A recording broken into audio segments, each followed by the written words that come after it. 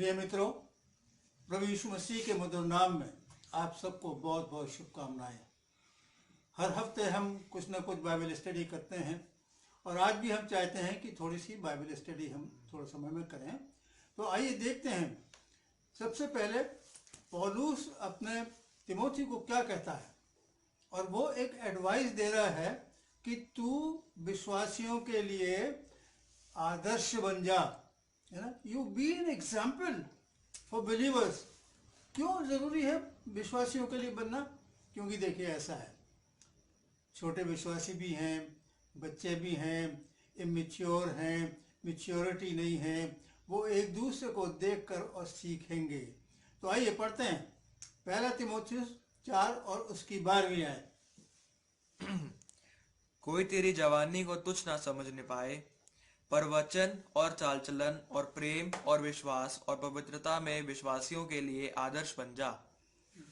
यहाँ पर हम वो पहले हिस्से को नहीं देख रहे कि तेरी जवानी के बारे में हम नहीं देख रहे, लेकिन ये हम देख रहे हैं कि आदर्श किन बातों में बन जा।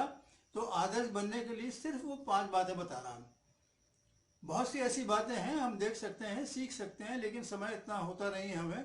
हम थोड़ा समय लेके ये 5 बातों को हम देखना चाहते हैं। सबसे पहले वो ये कहता है कि वचन की सेवकाई में, मतलब परमेश्वर के वचन की, उसमें तू आदर्श बनना। क्यों आदर्श बनना? क्योंकि अभी एक पद हम पढ़ना चाहते हैं, रोमियो 1 और उसकी 16वीं आयत में बड़ी सुंदर बात लिखी है, इधर सुनिएगा। क्योंकि मैं सुसमाचार से नहीं लजाता, इसलिए कि वो हर एक विश्वास करने वाले के लिए, पहले तो यहूदी फिर यूनानी के लिए, उद्धार के निमित्त परमेश्वर की सामर्थ है। उद्धार पाने वाले के लिए परमेश्वर की सामर्थ है अजीजों। और सबसे पहला स्टेप जो हमारे जीवन में भी आता है, मसीह जीवन में भी आता है, तो जब तक उद्धार नहीं है तो हमारे लिए तो कुछ भी नहीं है। सारी दुनिया को प्राप्त कर लें और हमारा उद्धार ही नहीं है तो हम स्वर्ग कैसे जाएंगे? इसीलिए पौलुस उसको कहता है कि तू वचन की गहराई में जाना। रियल डॉक्ट्रिन जो है, जो सही है, the truth of the word, वचन की सच्चाई को पेश करना, जिससे कि लोग उद्धार पाएं।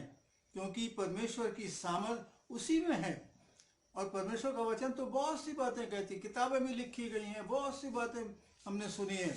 लेकिन मैं सिर्फ एक बात तुझसे कहता हूँ कि तू वचन की गहराई में जाकर उद्धार की बात करना। अपना ऐसा एग्जाम्पल देना जिससे कि जब तू बोले तो लोग उन वचनों को सुने, समझें और उद्धार प्राप्त करें। चलिए दूसरी बात, वो कहता है दूसरी बात में मुझे और आपको क्या करना है।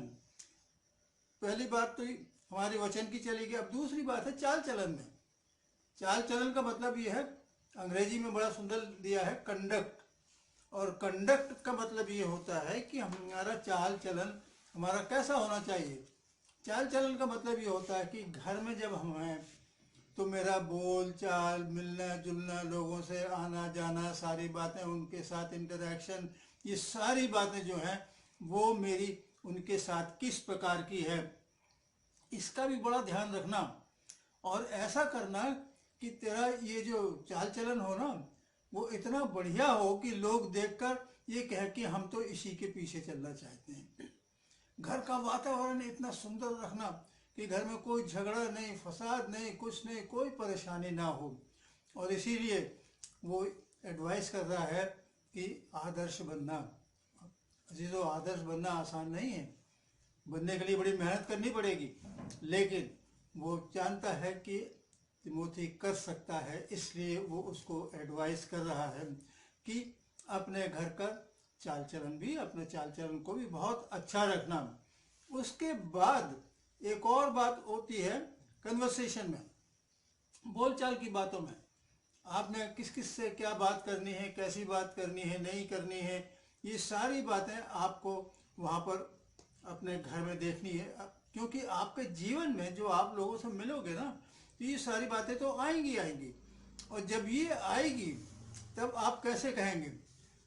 बहुत सी बातें हम दूसरे लोगों की बातों में सुन लेते हैं और दूसरे लोग भी बड़ी अच्छी बातें करते हैं। जैसे एक दोहा बहुत पुराना हिंदी का दोहा है, ऐसी वाणी बोलिए सबका आपा होए, है ना, औरन को शीतल करे आप हूँ शीतल होए। ये कितनी सुंदर बात है। तो इसके लिए हम जरा देखना चाहते हैं, पढ़ लेते हैं कुलुस्सियों में 4 अध्याय की एक आयत को पढ़ते हैं, 6वीं आयत को। तुम्हारा वचन सदा अनुग्रह सहित और सलोना हो, कि तुम्हें हर मनुष्य को उचित रीति से उत्तर देना आ जाए।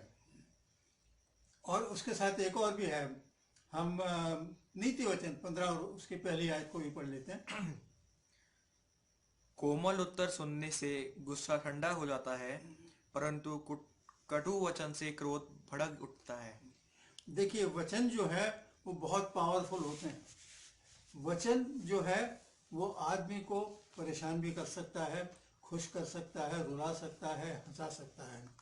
लेकिन यहाँ वो पौलुस उसको कह रहे हैं कि तू इस तरीके से बात करना कि ये कोमल शब्द हों, ऐसे शब्द जो अच्छे अच्छे हैं, दूसरे लोगों के कानों में जाएं, और जब दूसरे लोगों के कान में जाएंगे उनको अच्छा लगेगा, और वो ये कहेंगे कि भाई जब तिमोथी से मिलते हैं ना बड़ा मज़ा आता है।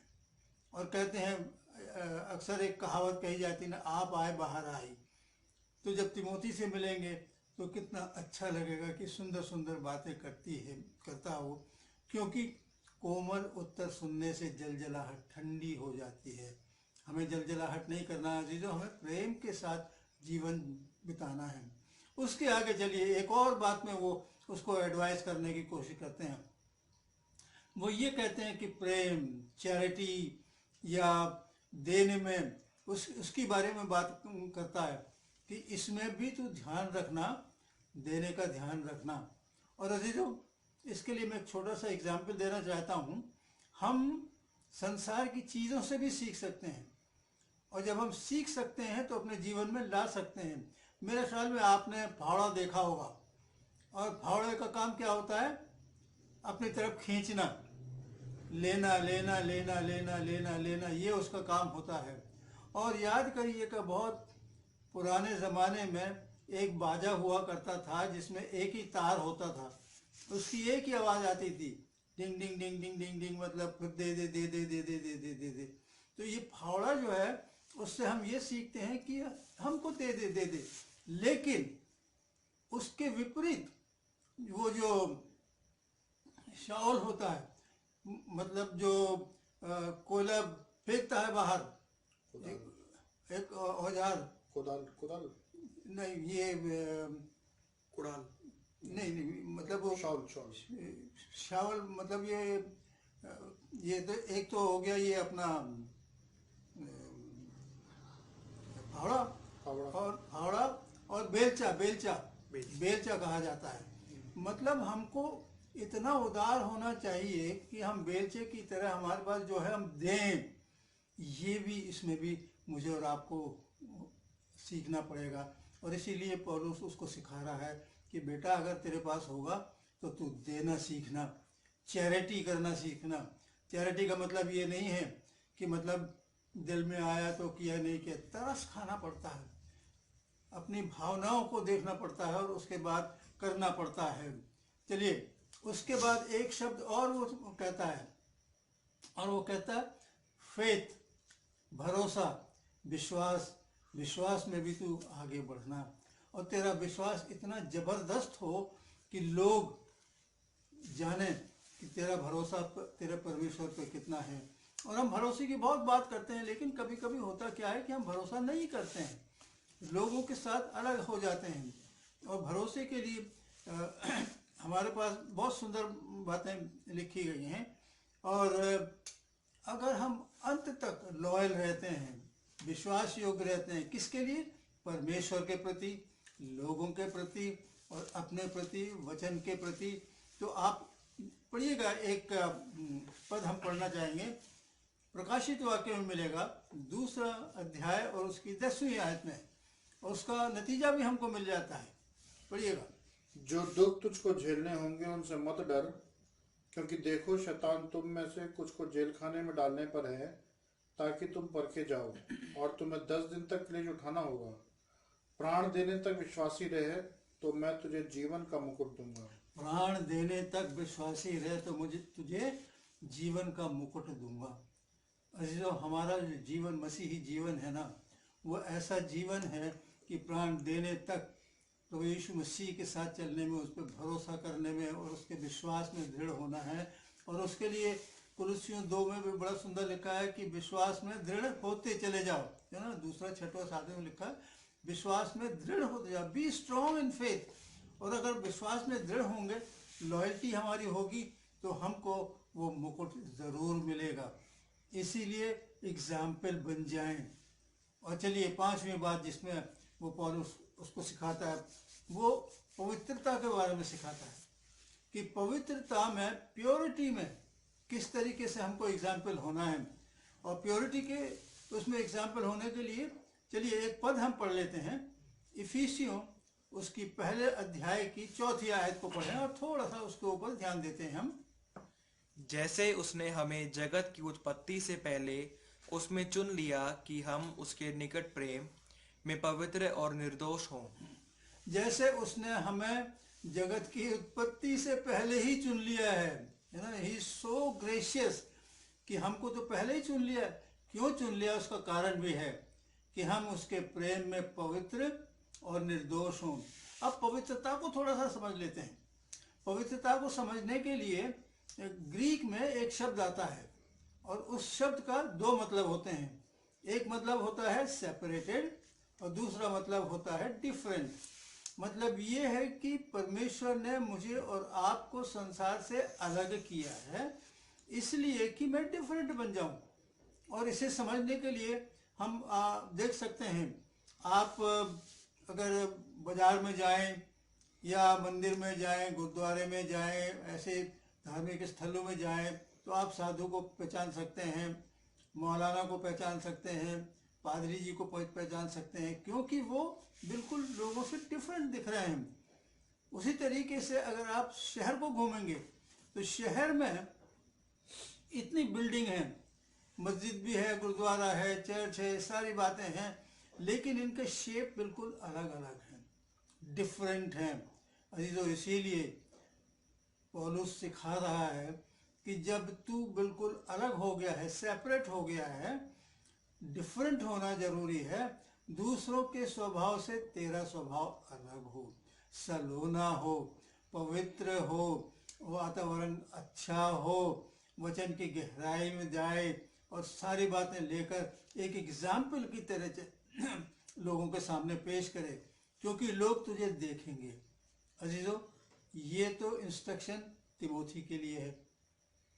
हो सकता है कि ये इंस्ट्रक्शन मेरे और आपके लिए भी हो, कि मैं और आप विश्वासियों के लिए आदर्श बन जाएं।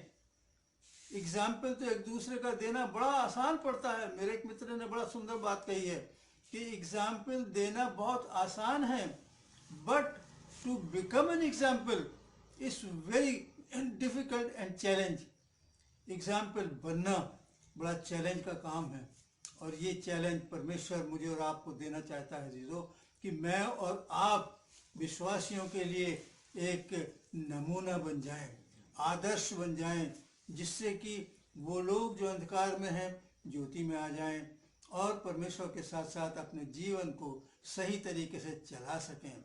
प्रभु करें मैं और आप इन छोटी छोटी बातों को सोचें, समझें और अपने जीवन में लाने का प्रयास करें, और तिमोथी की तरह हम विश्वासियों के लिए आदर्श बनना सीखें, और जब बन जाएंगे परमेश्वर मुझे और आपको आशीष देगा। आइए प्रार्थना करें। प्रभु यीशु, आपका धन्यवाद करते हैं आज के सुंदर दिन के लिए। धन्यवाद है सुंदर वचन के लिए प्रभु, कि आप चाहते हैं प्रभु जी कि विश्वासियों के लिए आदर्श बन जाएं।